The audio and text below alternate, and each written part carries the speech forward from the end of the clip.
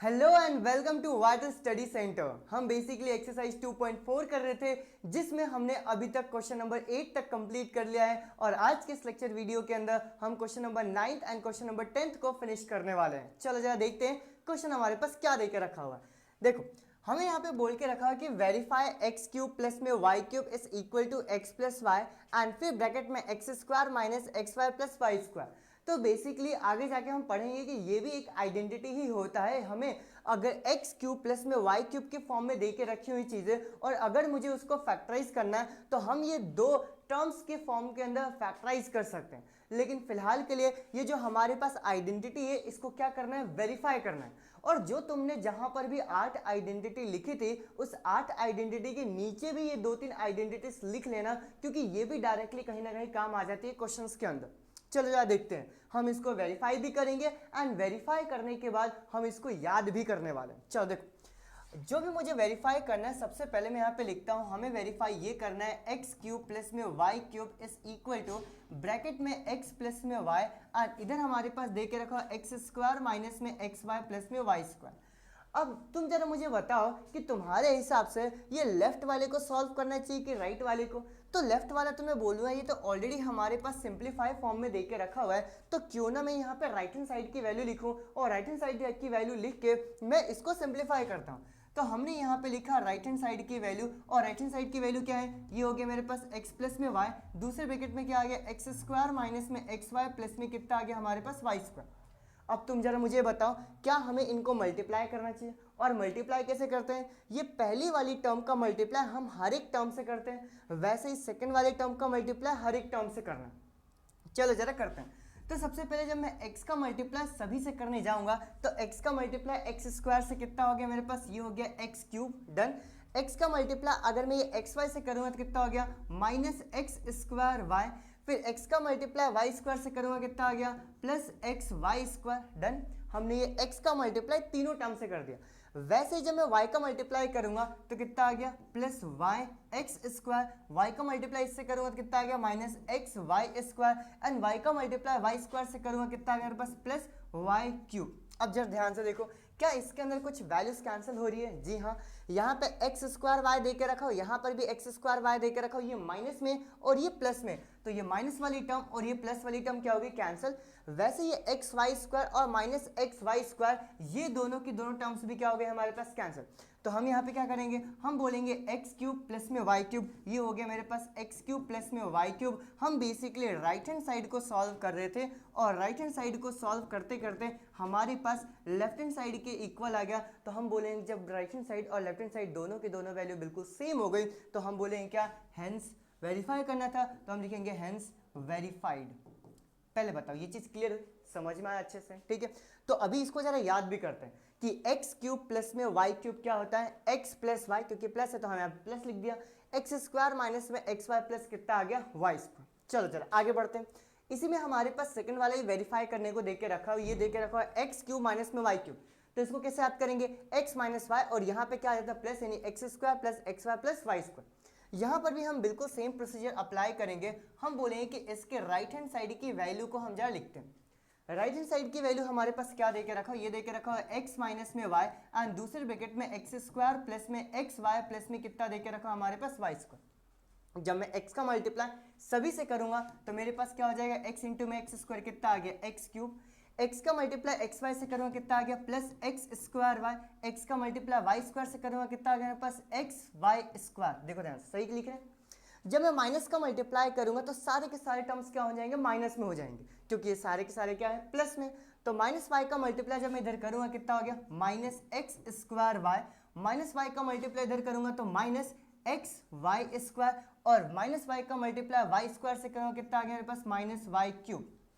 अब जरा मुझे बताओ क्या यहां पर भी कुछ टर्म्स कैंसिल हो रही है? बिल्कुल हाँ, एक्स स्क्वायर वाई ये दोनों के दोनों क्या हो गए कैंसिल, एक्स वाई स्क्वायर ये दोनों टर्म्स भी क्या हो गए कैंसिल। तो बच क्या गया हमारे पास बचा है एक्स क्यूब माइनस में वाई क्यूब। तो हमने यहाँ पे जब राइट हैंड साइड को सॉल्व किया तो ये बेसिकली लेफ्ट हैंड साइड के इक्वल आ गया, तो हमने यहाँ पे क्या बोला, हेंस वेरीफाइड। ठीक है, ये हमारे पास हो गया इसका क्या आंसर फाइनल। पहले बताओ क्लियर हुआ?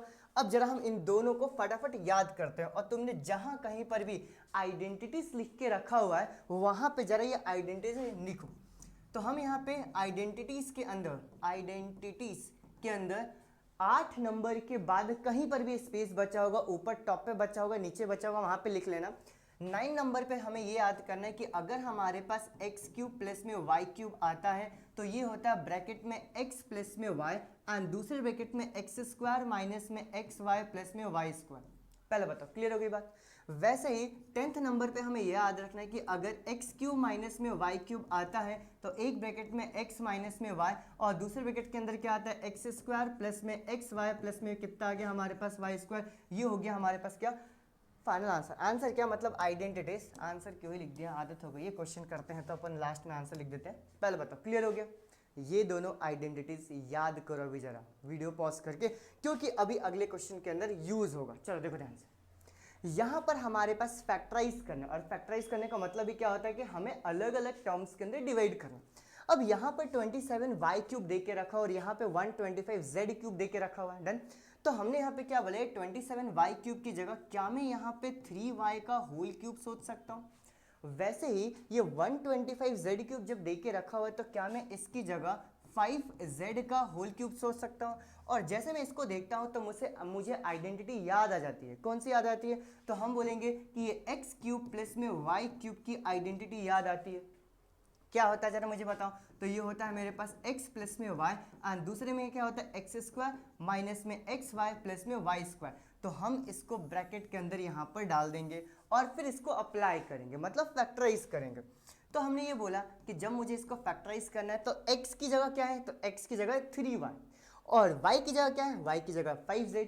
तो यहाँ पर जब मैं फैक्टराइज करने जाऊंगा तो मैं उसी तरीके से x और y की वैल्यू पुट करूंगा। चलो पुट करते हैं। तो हमने यहाँ पे क्या बोला, ये हो गया 3y प्लस में 5z, ठीक है, एक ब्रैकेट के अंदर यहाँ पे एक्स स्क्वायर यानी कि 3y का square minus x into y यानी कि 3y इंटू में 5z and plus y square यानी कि 5z का whole square, bracket close, done.